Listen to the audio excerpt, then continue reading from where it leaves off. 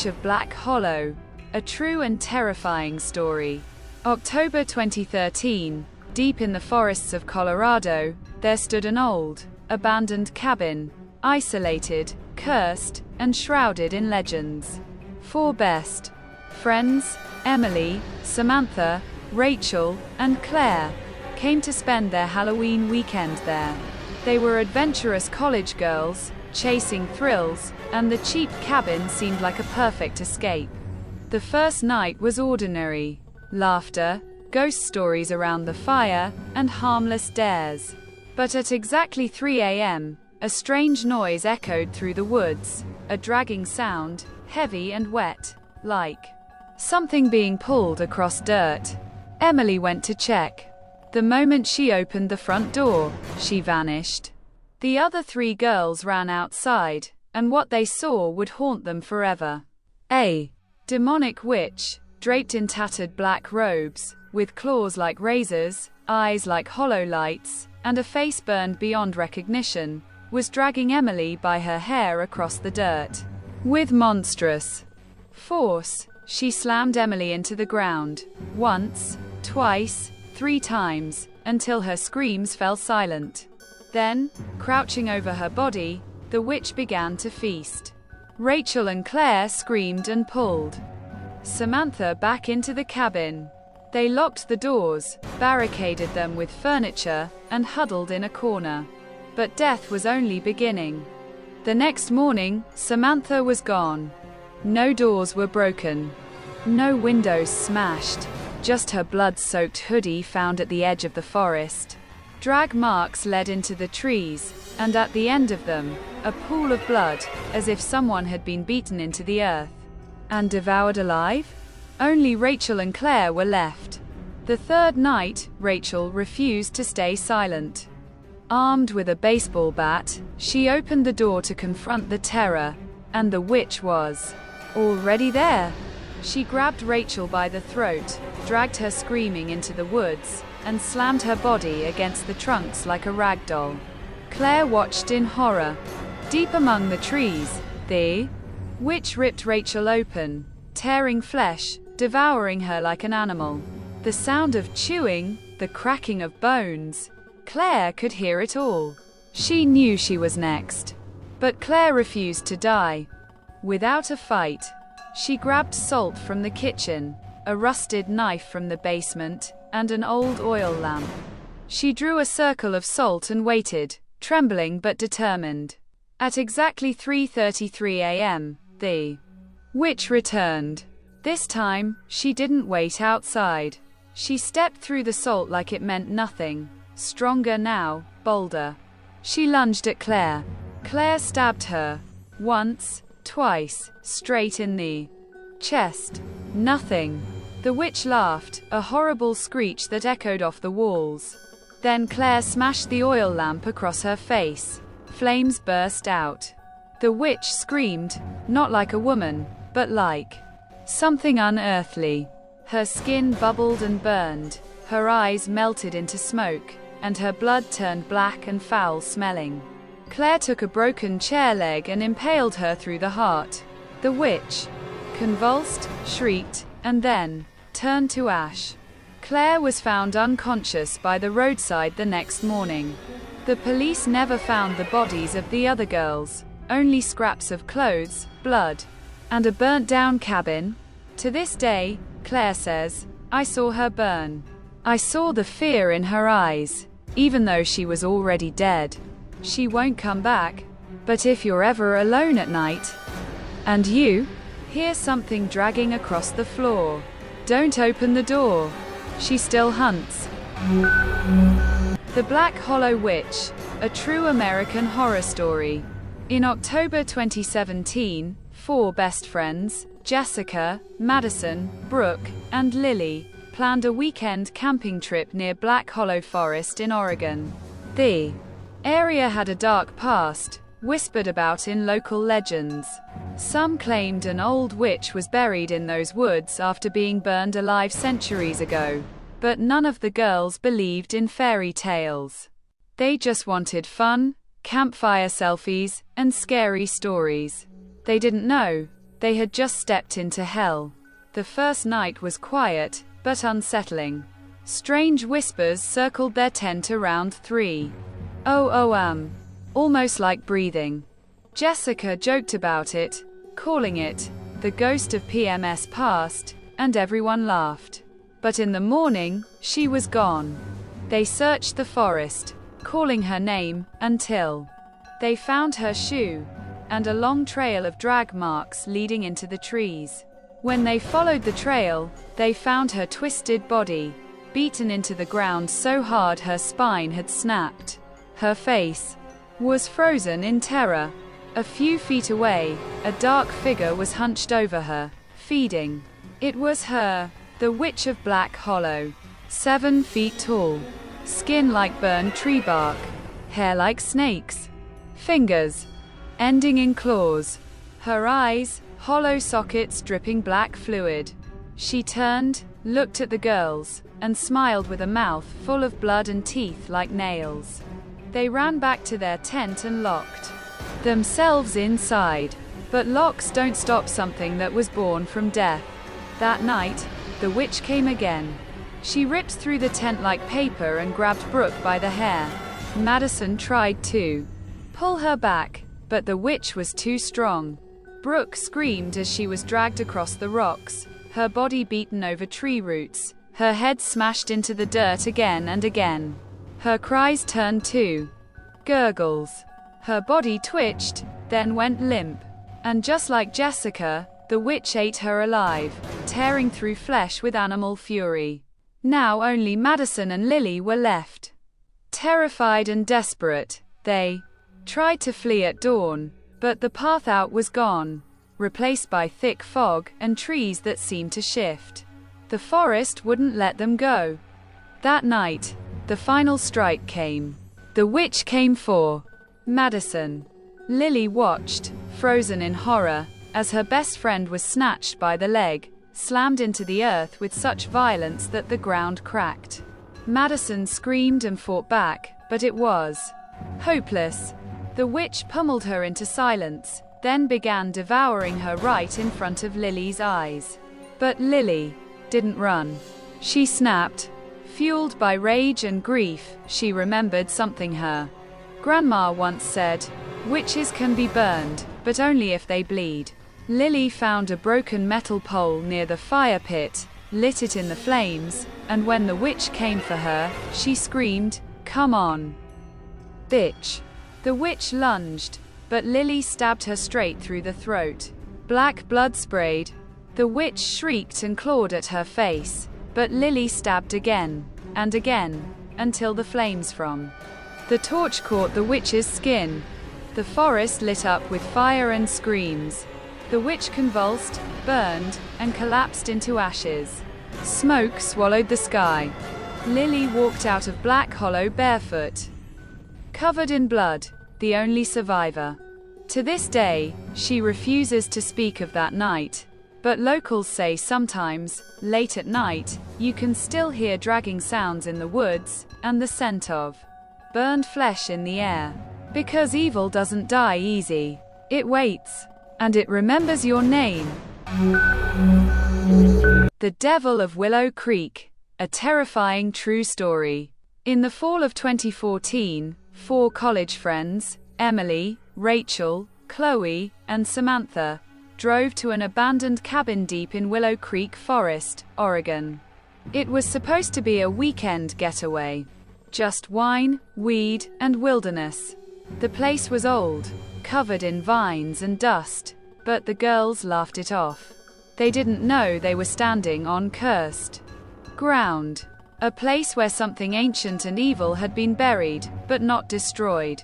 The first night was quiet, until around 2:43 a.m., when Emily swore she saw a figure staring at her from the woods.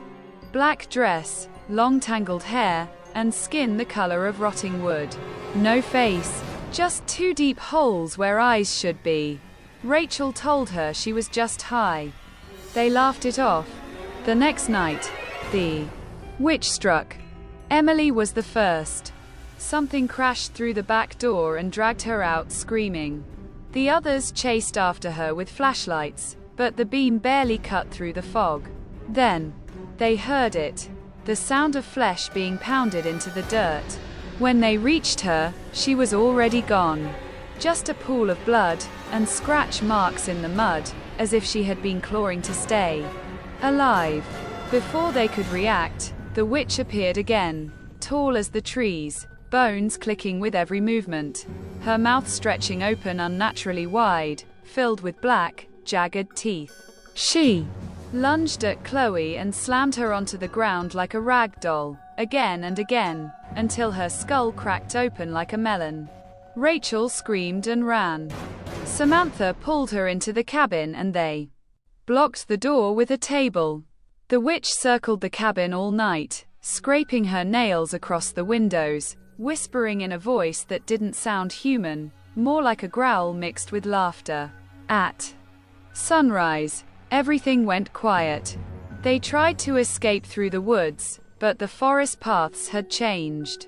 It felt like walking in circles. The air grew colder. Birds stopped singing. The sun disappeared behind thick gray clouds. Then she came again. Rachel tripped and fell. Before Samantha could help her up, the witch grabbed Rachel by the ankle, dragged her backward through the mud, and began slamming her into the rocks. Bones snapped. Blood splattered across the tree trunks. Samantha froze, crying and whispering prayers. But she knew she was next. That's when something in her changed. She stopped running. She remembered the old hunting knife Emily had brought for bears, still in her backpack. Samantha turned back as the witch rose from Rachel's mangled body. Samantha screamed with all her rage and charged, stabbing the witch in the chest. The blade bounced off like hitting stone. The witch laughed, but Samantha didn't stop. She grabbed a burning log from the remains of their campfire and shoved it straight into the witch's mouth. The witch howled, a shriek so loud the trees shook. Her face caught fire, her eyes oozing black fluid, her body crumbling. She thrashed, clawed at Samantha, and finally collapsed, turning to ash before her feet. Samantha didn't speak for months after the incident. Her hair turned gray from shock. But the police found the remains of the girls, or what was left of them. Locals now call that place Witch's Hollow. No one camps there anymore. But some nights, hikers still report hearing dragging sounds and soft weeping in the trees. Because evil doesn't always stay buried. Sometimes, it waits for new friends. The Witch of Black Hollow, a true American horror story. In the remote, wooded outskirts of Black Hollow, Pennsylvania, there stands a broken-down cabin shrouded in legends, whispers of an ancient witch buried alive by villagers over 200 years ago. They say her soul never left, and the forest never healed. In October 2017, 4 high school friends, Haley, Brianna, Madison, and Kayla, decided to spend their fall break exploring haunted places for their YouTube horror series. They picked the Black Hollow cabin as their final stop. Locals warned them not to go after sunset, but they laughed it off. On their first night, the girls joked around, filmed videos, and even dared each other to summon the witch using an old chant they found carved into the fireplace. They didn't know it was real. They didn't know it would work. At exactly 3:06 a.m., the air turned heavy. Every candle flickered out. From the woods, something moved, something tall, slow, and scraping its limbs along the bark of trees. Then came a sound, a deep, wet growl that shook the windows. Suddenly, the back door burst open with a force that splintered it from the hinges. Haley screamed as a black, decayed hand grabbed Brianna by the ankle and dragged her across the wooden floor, leaving trails of blood where her fingernails clawed for help. They chased her into the woods, but it was too late. Brianna's body was found 20 minutes later. Her head crushed, arms twisted backward, and bite marks so deep it looked like chunks were missing. The girls froze in terror. But it wasn't over. Not even close. Back in the cabin, Madison tried to call 911, but there was no signal. The forest around them was unnaturally silent. Then they heard it again, that awful growl, and Madison was ripped through the window, shattered glass slicing into her as she was dragged by her hair into the dirt. The witch appeared, tall and hunched, her spine crooked like a question mark, her mouth stretching open like a snake. She slammed Madison to the ground again and again, until her body stopped twitching. Kayla and Haley ran. But the witch followed. She didn't float. She didn't fly. She chased. Fast. Crawling and galloping like a spider, her limbs cracking with each movement. In the hallway of the cabin, Kayla slipped. The witch caught her by the neck and slammed her against the wall, then the floor, over and over, until the walls were painted red. Then she opened her jaw unnaturally wide and bit down, chewing through Kayla like raw meat. Only Haley remained. She locked herself in the attic, holding a broken piece of glass like a weapon. The witch scratched at the door, giggling in a voice that sounded like hundreds of whispers speaking at once. Haley found an old diary in the attic. It belonged to the witch when she was still alive. Accused of witchcraft, buried alive, cursed to rise again when disturbed. And Haley had disturbed her. But instead of breaking down, Haley stood up. She remembered the salt in their camping gear, a classic protection method. She crushed every flashlight battery she had, sparking wires to ignite a makeshift salt fire. When the witch finally burst in, Haley screamed and jammed the burning salt straight into her chest. The witch shrieked. Her body burned from the inside out, black smoke pouring from her mouth and eyes. She thrashed, flailed, and then collapsed, shriveling into ash and bone. When police arrived the next day, they found Haley unconscious, covered in blood, shivering, and surrounded by the burned remains of something not quite human. She never returned to Black Hollow. No one does. But some nights, the screams still echo through the trees, a warning. Never summon what you don't understand. The Curse of Willow Creek, a true American horror story. In the fog-covered backwoods of Willow Creek, Oregon, a place not found on most maps, stood a rotting Victorian house no one dared to enter. The locals had legends about a witch buried beneath the floorboards, her soul forever trapped by rage and betrayal. But legends are just stories, right? Not for four college friends, Emily, Jessica, Rachel, and Lena, who made the mistake of laughing off those stories. It was a weekend road trip, just for fun. Emily found the house on an old Urban Explorer forum. Cursed and untouched since 1903, it said. That was all it took. They drove in with their cameras, snacks, and zero fear. The first few hours were harmless. Cobwebs, creaking wood, the stale stink of rot. But around 2:30 a.m., Lena noticed the air turning cold, though all windows were shut. Jessica laughed it off. "Which hour?" she joked. Then came the footsteps, slow, heavy, dragging, from the upstairs hallway. They thought it was an animal. They were wrong. The first to vanish was Jessica.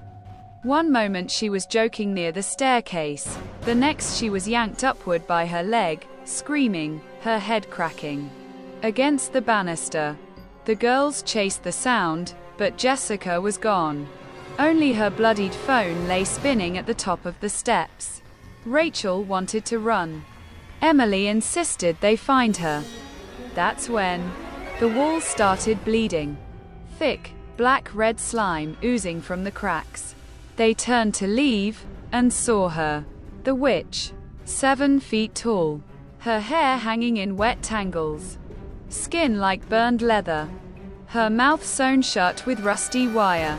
Yet somehow, she was whispering. Rachel screamed and ran, but the witch was faster. She grabbed her by the hair, slammed her face first into the floor until the boards cracked.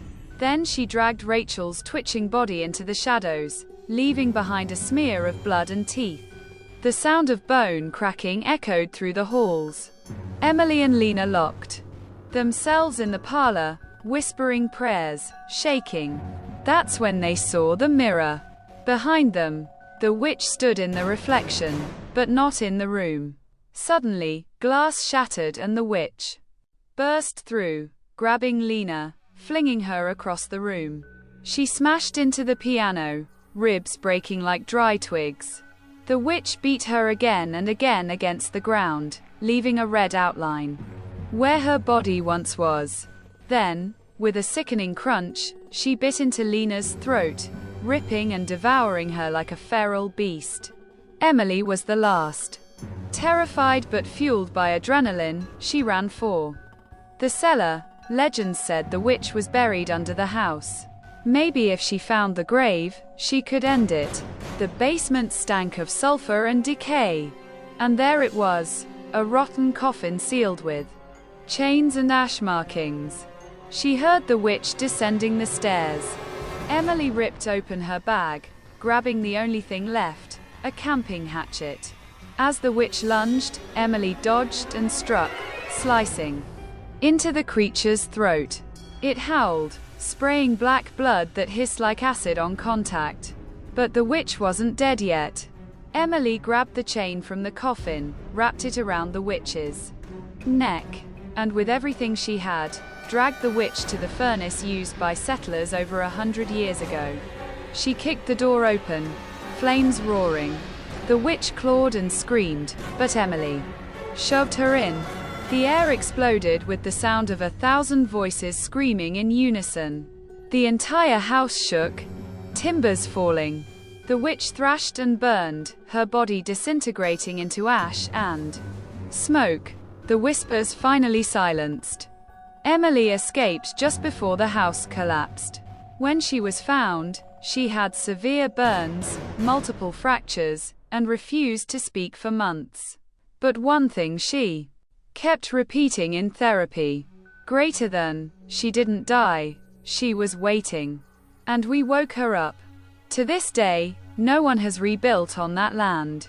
The trees are twisted, and on some nights, travelers hear dragging footsteps, and a whisper from the dark, "You called me back."